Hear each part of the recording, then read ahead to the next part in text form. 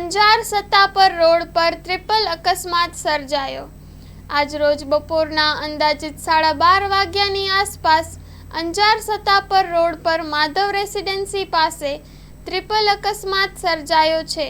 જાણવા મળતી પ્રાથમિક વિગતો મુજબ એક ક્રેટા કાર ચાલકે ઓવરટેક કરતા બે બાઇકને અડફેટે લીધા હતા, જેમાં એક બાઇકમાં સવાર માતા તથા પુત્રનું ઘટના સ્થળે જ મૃત્યુ થયું હતું અને તેમની સાથે 10 વર્ષની બાળકીને ગંભીર ઈજાઓ થતાં ભુજની જીકે જનરલ હોસ્પિટલમાં ખસેડવામાં આવી છે અને બીજી બાઇક પર 4 જણા સવાર હતા, તેઓ પણ ઈજાગ્રસ્ત થયા છે।